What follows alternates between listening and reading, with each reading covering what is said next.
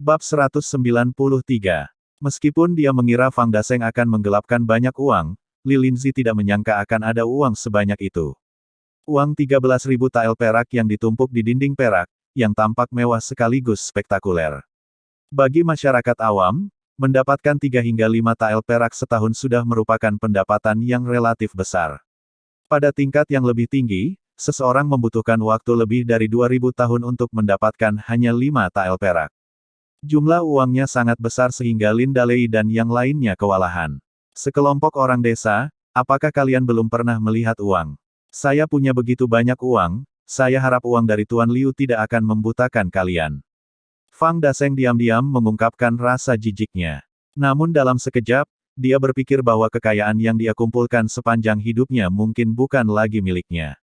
Memikirkan hal ini, hati Fang Daseng mulai sakit. Kakak, apa yang harus kita lakukan? Jumlah yang sangat besar. Guan Si sedikit ragu-ragu. Jumlah uang ini cukup banyak untuk seorang individu, tetapi tidak cukup untuk membangun bendungan. Lagi pula, Tuan Fang mendapat uang dari dana proyek, jadi sekarang kita meminjamnya untuk pembangunan. Dari segi teknik bisa dikatakan mengambilnya dari rakyat dan menggunakannya untuk rakyat. Saya kira Tuan Fang tidak akan keberatan, bukankah begitu Tuan Fang? Li Linzi memandang Fang Daseng dengan mata Phoenix-nya, dan Fang Daseng tiba-tiba menjadi seorang bocah 5 tahun. Ah ini, Tuan Fang, sesuai kesepakatan, ini adalah pinjaman. Semua pekerja Li Tianba meminjamnya dari Anda. Adapun tanggal pengembaliannya, 100 tahun kemudian. Pada saat itu, Anda dapat meminta keturunan Anda untuk mengambil IOU, dan minta kembali pinjamannya dari semua pekerja kami. Setelah Li Linzi mengatakan ini, dia meminta seseorang untuk membawa pena dan kertas, dan kemudian mulai menyusun kontrak. IOU bisa mengacu pada IOU, yang artinya saya berutang kepada Anda, yang adalah sebuah pernyataan tertulis tentang kewajiban peminjam untuk membayar utang. IOU adalah dokumen hukum yang digunakan sebagai bukti utang antara dua pihak. Tujuannya adalah untuk meminta pertanggungjawaban orang atas utang mereka, dan untuk memastikan pihak peminjam membayar kembali utang mereka dalam jangka waktu tertentu. IOU sering kali dianggap sebagai perjanjian tertulis informal, bukan komitmen yang mengikat secara hukum. IOU sudah ada sejak abad ke-18, tetapi sekarang masih banyak digunakan. Tulisan tangan Li Linzi sangat indah dan dia bisa menulis kaligrafi yang sangat bagus. Dan Fang Daseng sudah kebingungan. Meminjam. Ini berbeda dari yang dia bayangkan. Awalnya, dia mengira Li Linzi hanya akan mengambil uang itu dan melarikan diri, tapi siapa tahu dia benar-benar akan melakukan ini.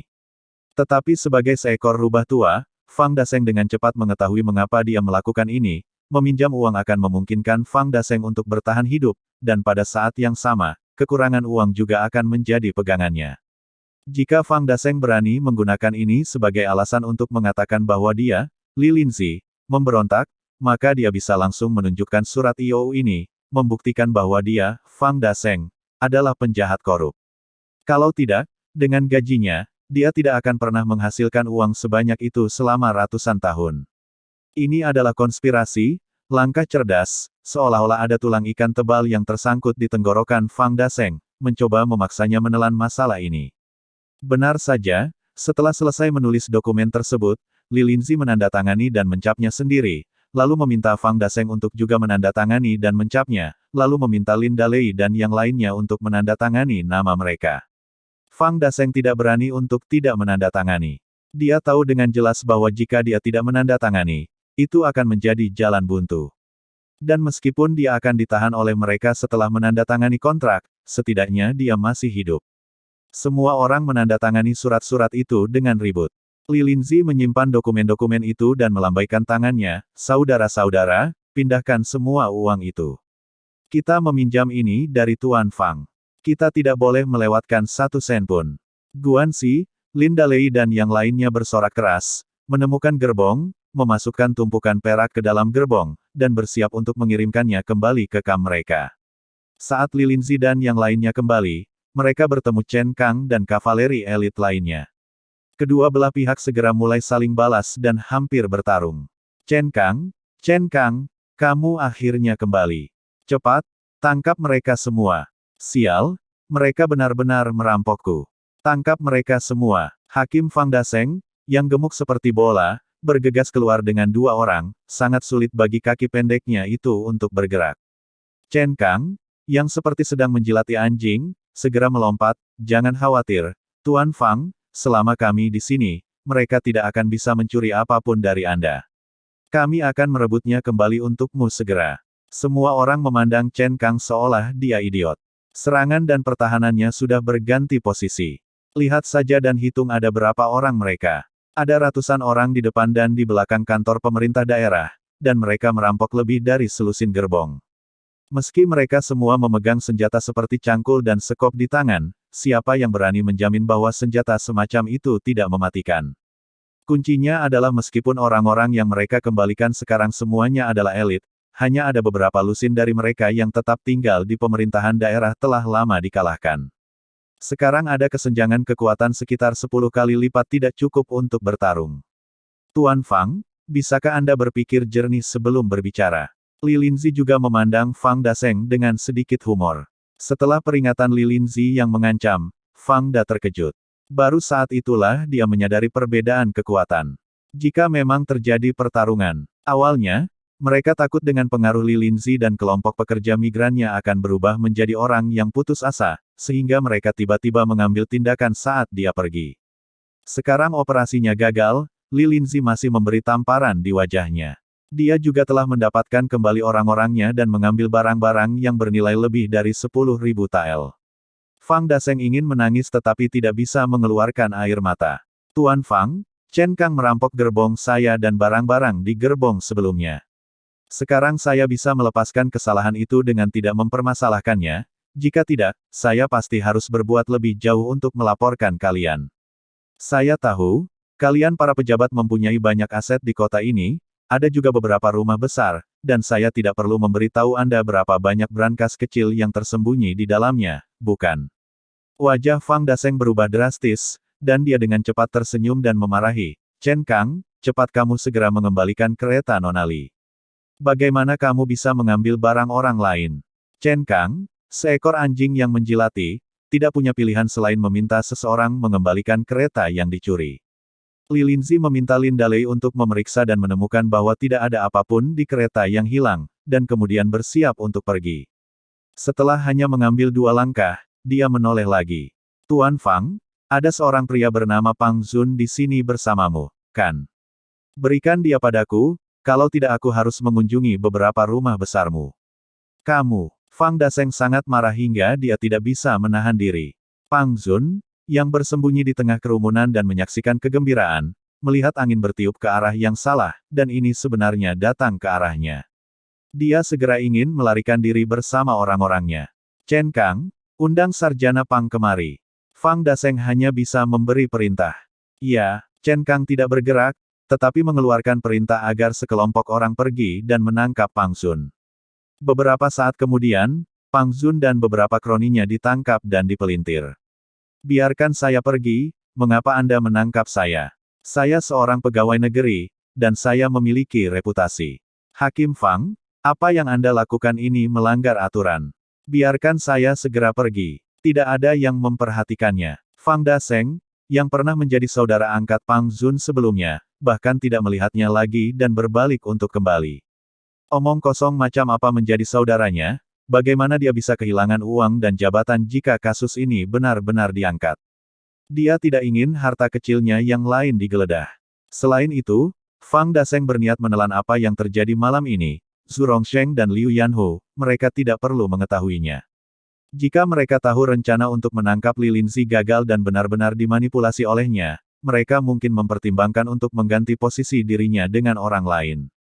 Fang Daseng hanya ingin menyelamatkan nyawa dan statusnya pada saat yang bersamaan. Setelah meraih kemenangan besar, Li Linzi dan yang lainnya kembali ke Litianba dengan membawa genderang, dan seluruh Litianba dipenuhi dengan tawa dan tawa. Kemenangan sebesar itu tentu layak mendapat santapan lesat. Jadi Li Linzi memerintahkan untuk memasak makanan tambahan dan memasak 10 panci besar bubur daging. Setiap orang yang berpartisipasi dalam operasi malam ini akan diberi makan. Sorak-sorai semakin nyaring. Warga sipil yang berjuang di garis kemiskinan tidak kenyang. Mereka biasanya hanya makan bubur sayur liar untuk memuaskan rasa lapar mereka. Sekarang Li Linzi benar-benar mengumumkan bahwa dia akan memberi mereka banyak bubur daging. Itu benar daging. Ketika Lin Dalei dengan bangga mengeluarkan daging sapi besar yang dikirim oleh Chen Ce di kereta, dia terdengar terengah-engah dan banyak air liur mengalir keluar. Hahaha, ini hadiah dari suami kakak perempuan tertua kita. Sapi gemuk besar yang baru saja kami bunuh di pagi hari beratnya lebih dari 400 kilogram. Kami semua pergi menyembelih sapi dan makan sup sapi serut. Enak sekali. Tunggu sebentar, hahaha. Semua orang iri ketika mendengar Lin Dalei mengatakan ini. Bahkan Guan Xi dan Zhou Jinan pun tampak iri. Xie Kui, yang terluka parah, tertawa terbahak-bahak, sial, jika aku tahu lebih awal, aku seharusnya pergi bersamamu. Senang rasanya jika perut dalam keadaan kenyang. Tidak buruk sekarang. Daging dan tulangnya masih banyak. Semuanya, minggir. Aku akan memotong dagingnya, menyalakan api, dan merebus bubur millet. Untuk makanan tambahan malam ini, semua panci harus tebal, cukup untuk ditusuk dengan sumpit. Tempat di mana kamu bisa berdiri teguh. Hahaha, oke, sudah bertahun-tahun aku tidak makan bubur daging kental, cepat nyalakan apinya. Adegan itu penuh kegembiraan, semua orang bernyanyi dan menari mengelilingi api, meneteskan air liur ke seluruh lantai. Dan Pang Zun telah dibawa ke kediamannya oleh Li Linzi. Sebuah gudang batu yang terlihat sangat sederhana, namun di dalamnya didekorasi dengan sangat hangat. Ada kertas tebal di atas meja batu, yang berisi berbagai macam manuskrip yang dirancang dan diproduksi oleh Li Linzi dalam membangun bendungan Litian. Pang Zun dibawa masuk. Dia diikat begitu erat hingga hanya mulutnya yang bisa bergerak. Sambil memilah naskahnya, Li Linzi bertanya, "Kamu Sarjana Pang, kan? Ceritakan tentang hubunganmu dengan Chen Ce. Apakah kamu punya dendam? Kalau tidak, mengapa kamu menyebarkan berita palsu?" Begitu Pang Zun membuka mulutnya, dia penuh dengan kebohongan dan omong kosong. Faktanya, dia tidak terlalu memperhatikan Li Linzi, meskipun wanita ini sangat kuat dan telah menangkapnya 2 kali. Tapi bagaimanapun juga dia hanyalah seorang wanita. Dia berpikir selama dia membuat ceritanya cukup nyata, dia bisa menipu Li Linzi. Bagaimanapun, dia sangat mengenali kemampuan aktingnya. Saat Li Linzi sedang mengatur barang-barangnya, dia mengangguk dari waktu ke waktu atau menjawab melalui hidungnya. Tepat ketika Pang Zun mengira dia telah berhasil menipu Li Linzi. Li Linzi tiba-tiba mendekat, berjongkok di depannya, dan mengangkat jubah Pang Zun, memperlihatkan pahanya. Apa yang akan kamu lakukan? Bukankah seharusnya? Hehe, jangan seperti ini, aku bisa mengambil inisiatif sendiri Nona Li, aku jatuh cinta padamu saat pertama kali melihatmu. Kenapa tidak kamu lepaskan aku dan ayo kita bersenang-senang, ayo kita bicara, hei, apa yang kamu lakukan dengan pisaunya? Hei, jangan lakukan ini, kamu, sialan, beraninya kau menusukku, beraninya kamu memotong dagingku, sial, Li Linzi, kamu wanita gila, sial, jeritan Pang Zun bergema di seluruh kamp. Tapi itu tertahan oleh suara hidup semua orang. Hanya penjaga yang dekat yang bisa mendengarnya, tapi mereka hanya tersenyum dan mengabaikannya. Bab 194. Pang Zun tidak pernah membayangkan bahwa Li Linzi, yang begitu cantik, lembut, dan tampak seperti putri peri, akan begitu kejam dengan tangannya. Dia tidak ragu-ragu sama sekali, dan langsung memotong pisaunya, menusuk paha Pang Zun dengan keras, lalu memotongnya secara horizontal, mencungkil sepotong daging pahanya yang sebesar kepalan tangan. Darah sudah mengalir deras dan tak terkendali. Pang Zun sangat kesakitan hingga dia tidak bisa berteriak lagi. Tubuhnya roboh, dan rasa sakit yang hebat membuat wajahnya berubah ungu. Li Linzi menusuk potongan daging itu dengan pisau, lalu membuka kap lampu dan menaruh potongan daging itu di atas api untuk dipanggang. Suara desisan otot-otot api yang membakar membuat bulu kuduk Pang Zun berdiri. Suara Li Linzi masih sangat tenang, kamu tidak punya banyak kesempatan. Jika kamu tidak mengatakan yang sebenarnya, aku akan memotong beberapa potong daging lagi, dan kamu akan mati kehabisan darah. Kamu adalah pegawai negeri. Aku tidak ingin membunuhmu. Aku hanya ingin mendengar kebenarannya, jadi apakah kamu bersedia mengatakannya sekarang? Menjadi terlalu kalem secara langsung mengubahnya menjadi keberadaan seperti iblis di hati Pang Zun. Pang Zun mengertakkan gigi kesakitan, dan kemudian dengan cepat mengaku. Ia tidak berani ragu karena tidak berani bertaruh apakah wanita ini akan menikamnya lagi. Seseorang datang untuk menghentikan pendarahan Pang Zun. Proses menghentikan pendarahannya sangat sederhana dan kasar, mereka hanya menaburkan bedak untuk menghentikan pendarahannya lalu membungkusnya dengan kain yang tidak terlalu bersih sangat kesakitan hingga dia menjerit seperti sedang membunuh babi. Namun setelah berteriak, ia harus segera bersorak dan segera menjelaskan hubungan sebenarnya antara dirinya dan Chen Ce. Pang Zun tidak berbohong lagi kali ini, bukan karena dia tidak ingin berbohong, tetapi karena dia sangat kesakitan hingga tidak bisa berkonsentrasi dan hanya ingin segera mengakhiri semuanya secepat mungkin. Oleh karena itu, Li Linzi dengan mudah mengetahui perselisihan antara Pang Zun dan Chen Ce, dan juga mengetahui mengapa Pang Zun datang ke Gunzu untuk menyebarkan kebohongan bahwa Chen Ce ingin bercerai dengannya. Apakah ini perebutan kepentingan? Untuk kepentingan tertentu, kamu mempertaruhkan nyawamu sampai di sini. Hidupmu bisa dianggap sia-sia. Li Linzi memegang pisau dengan ekspresi dingin di wajahnya. Tunggu, kamu tidak akan membunuhku, kan? Aku sudah memberitahumu apa yang ingin kamu ketahui. Kenapa kamu masih menyerangku? Apakah kamu masih bersikap tidak masuk akal? Pang Zun sangat panik. Li Linzi tersenyum, kamu benar-benar ingin berunding dengan seorang wanita. Tapi kamu mengingatkanku dengan sesuatu. Ayo, panggil Dalei, suruh dia datang kemari. Li Linzi meminta orang untuk memanggil Lin Dalei.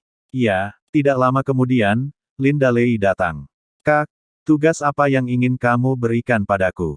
Haha, apakah orang ini sudah dicukur? Hahaha, aku sudah lama tidak menyukainya. Dia perlu dicukur. Lin Dalei menamparkan menggunakan kekuatan sedang pada lutut Pang Zun dengan telapak tangannya, yang sangat menyakitkan hingga wajah Pang Zun berubah menjadi ungu. Rasa sakit yang hebat membuat tubuhnya berkedut, matanya terus berputar, dan dia hampir pingsan. Jangan bunuh orang itu. Anggap saja orang ini sebagai hadiah balasan. Tolong bantu aku mengirimkannya kembali kepada Chen Ce di desa Chenjia di Kabupaten Rongdong.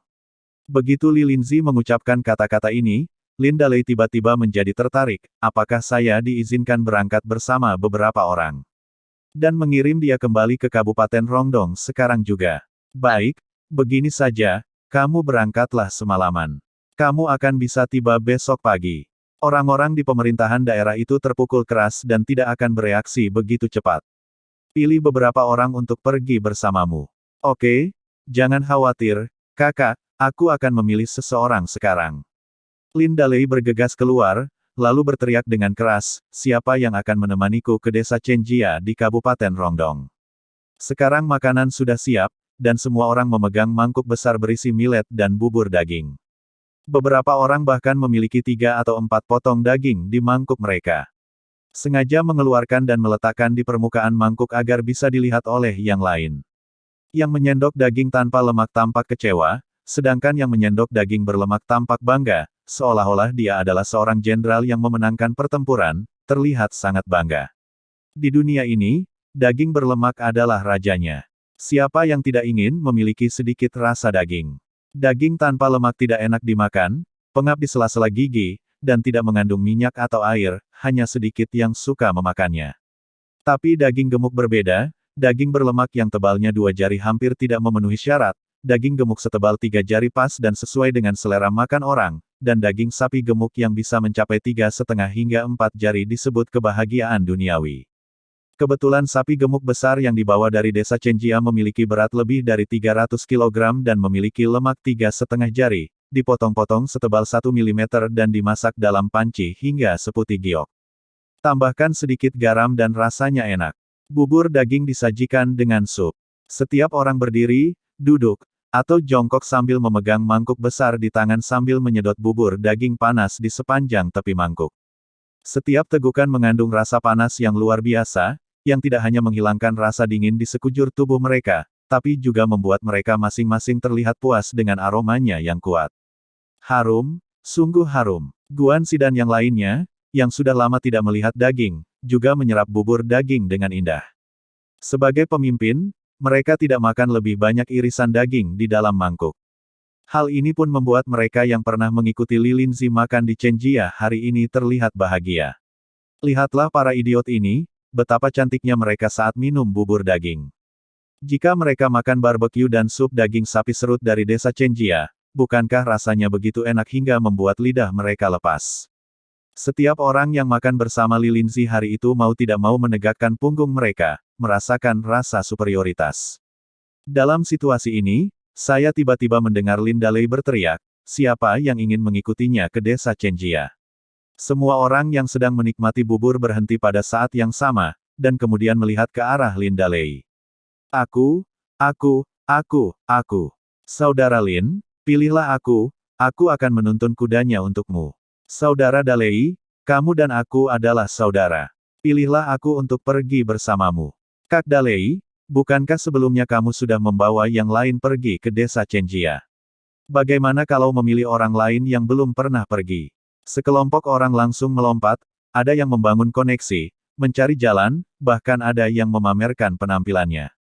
Tentu saja, yang utama adalah kesenangan, dan semua orang tidak benar-benar ingin menjual penampilan mereka atau semacamnya. Hanya sedikit dari mereka, orang miskin, yang memiliki pemikiran seperti ini. Lin Dalei secara acak memilih beberapa orang yang belum pernah ke desa Chenjia. Orang-orang ini dapat dipercaya dan Lin Dalei merasa nyaman dengan mereka. Segera, Pang Zun dikirim ke gerbong yang kosong, dan kemudian memanfaatkan kegelapan, beberapa orang mengemudikan gerbong tersebut langsung berangkat ke Kabupaten Rongdong. Di pagi hari, matahari menembus kegelapan, dan kabut tebal di desa Chenjia perlahan menghilang. Tadi malam, itu adalah pertarungan sengit lainnya. Setelah Li Linzi kembali sekali, ketiga wanita itu menyadari krisis tersebut. Mereka merasa kecantikan mereka lebih rendah dari Li Linzi, jadi mereka mulai menggunakan ide-ide jahat lainnya, seperti ingin memiliki beberapa anak untuk memperkuat status diri mereka sendiri. Menurut Chen Che, gagasan ini sangat tepat. Ini tidak seperti gadis-gadis modern yang tidak ingin memiliki anak karena takut tubuhnya menjadi tidak bagus. Di era ini perempuan yang melahirkan anak memiliki status stabil. Jadi begitu Li Linzi pergi, mereka bertiga tidak sabar menunggu. Tadi malam, Chen Che awalnya tidur di tempat Liu Xiaoxiao. Di tengah tidurnya, Luo Sanshan datang dan mendorong Liu Xiaoxiao ke samping yang sedang tidur nyenyak. Kemudian, dia memutar dan memohon pada Chen Che dengan berbagai cara keras sebelum tertidur. Dan ketika Chen Che terbangun di tengah malam, dia menemukan bahwa dia sudah berada di tempat tidur Qiyu Yaoer. Qiyu Yaoer datang di tengah malam dan langsung menggendong Chen Che yang terlalu mengantuk, atau bisa dikatakan dia tidur di dua kota berturut-turut. Tubuhku sangat lelah hingga dia kehilangan perasaan. Qiyu Yaoer membawanya kembali ke rumah dan menyayanginya untuk sementara, lalu. Memang ada lebih banyak hal yang harus dilakukan ketika jumlah wanita lebih banyak, dan tidak mudah untuk mendapatkan hujan dan embun sekalipun. Saat Chen Che mengusap mata pandanya dan bangun untuk mandi, ketiga wanita itu menyodok perutnya dan saling melihat perut mereka masing-masing, semua berharap perutnya akan cepat membesar. Tolong, meski kalian ingin tumbuh dewasa, kalian tidak akan tumbuh begitu cepat. Jangan khawatir, kalian semua normal dan tidak ada masalah kesehatan. Selama kalian melakukannya selangkah demi selangkah, kalian pasti akan hamil suatu hari nanti. Chen Che menghibur mereka. Liu Xiaoxiao mengangguk, tapi Luo Sanshan sedikit gelisah. Karena dia sudah lama mengikuti Chen Che, dia memonopoli keuntungan Chen Che. Namun, dia sudah mencobanya berkali-kali dan masih belum bisa hamil. Liu Xiaoxiao dan Qiyu Yaoer, sebaliknya, sudah lama tidak bersama Chen Che, jadi mereka tidak terlalu mengkhawatirkan aspek ini. Suamiku, saya ingin pergi ke kota menemui dokter untuk melakukan pemeriksaan. Luo Sanshan sedikit gelisah. Menemui dokter. Istriku, aku dokter terbaik. Aku sudah memeriksamu dan tidak ada masalah. Lelucon Chen Che tidak bisa menghibur Luo Sanshan, dia nanti akan tetap pergi ke kota. Sekarang Chen Che telah menjadi serif kota Xinyu, dia harus pergi ke kota setiap hari. Serif memiliki sesuatu yang harus dihadapi kurang lebih setiap hari, seperti perkelahian, pertengkaran tetangga, dan segala macam hal yang harus diurus oleh seorang serif. Tentu saja serif bukanlah seorang pengasuh, dan dia tidak akan sopan dalam mengaturnya. Pada dasarnya, semuanya tergantung pada preferensi serif. Tapi sebelum dia keluar hari ini, sebuah kereta datang ke desa. Para penjaga di desa segera mengenali Lin Dalei dan bergegas menyambutnya. Setelah menanyakan situasinya, para penjaga segera memberitahu Tong Dalei. Beberapa menit kemudian, Tong Dalei datang ke rumah Chen Che dan memanggilnya keluar. Lin Dalei itu kembali, mengatakan dia membawa hadiah balasan dari Li Linzi. Hadiah balasan. Chen Che menjadi bingung. Dilihat dari waktunya, ketika mereka kembali ke Litianba, mereka seharusnya menikmati untuk diri mereka sendiri apa yang disebut sebagai hadiah pulang dalam semalam. Apa yang membuat hadiah balasan begitu berharga? Chen Ce terlihat sangat penasaran dan segera mengikuti Tong Dalei keluar. Saat Chen Ce melihat Lin Dalei lagi, dia sudah berada di kantin desa. Dia melihat Lin Dalei terus-menerus memarahi anak buahnya dengan suara rendah, meminta mereka untuk tetap tenang dan berhenti ngiler. Kinerja para bawahannya kali ini bahkan lebih buruk dibandingkan dengan orang-orang yang dibawa oleh Li Linzi sebelumnya. Mereka ngiler di kantin yang harum dan mata mereka hampir melotot.